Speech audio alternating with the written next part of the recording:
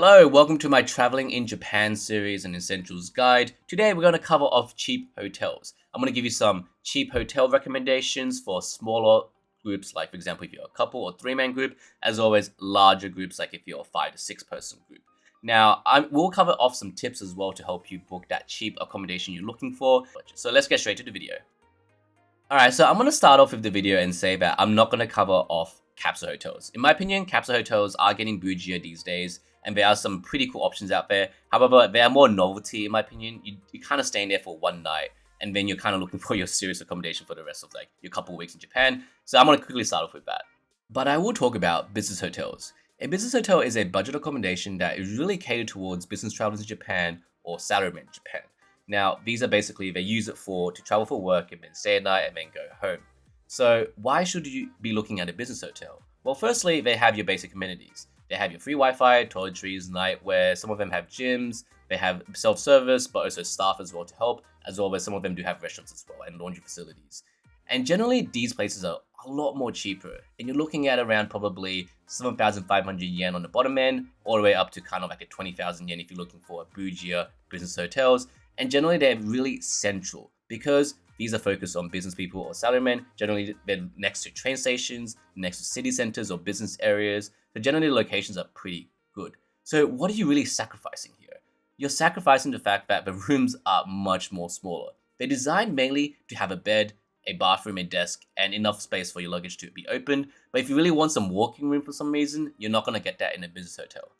And this is where I've seen the most complaints. Foreigners complaining on booking.com or Goto, etc. that, oh my god, the hotel rooms are so small, etc. Like, there's a reason why it's small, there's a reason why it's affordable. You're sacrificing room sizing in order to stay at somewhere a bit more budget friendly.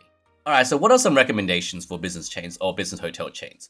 In my opinion, here's my list. However, leave a comment below if you know any of yourself. I have stayed at Dormy Inn, Toyota, Freza. I stayed at APA recently. It wasn't too bad. I know people have some controversy around APA. However, I said it wasn't too bad.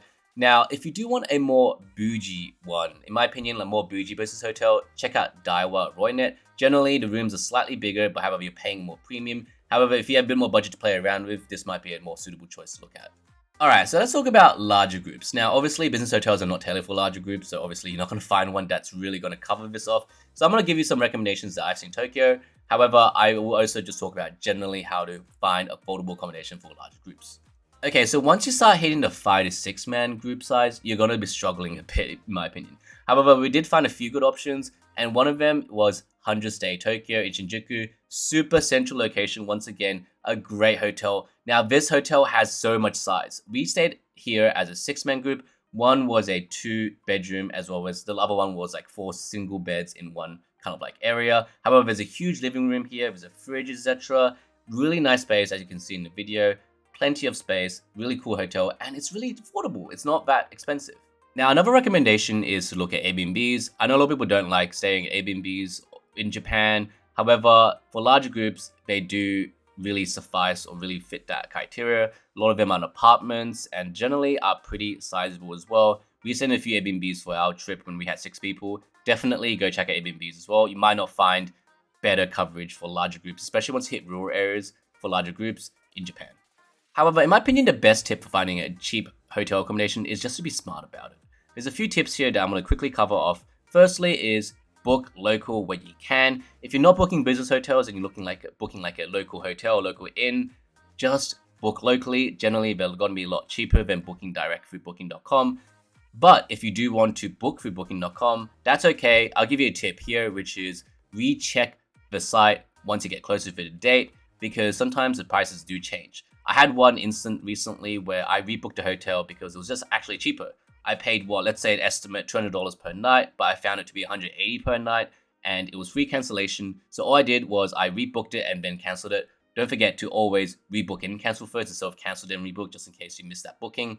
But in my opinion, that's one of the best ways to actually check if hotels are cheaper, is just to do last minute deals.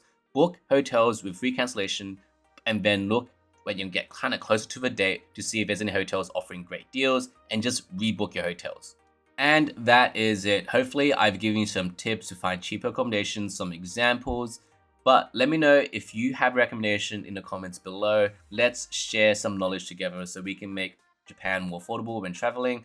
And I'll see you in the next video. Don't forget to like, subscribe for more essential traveling in Japan guides.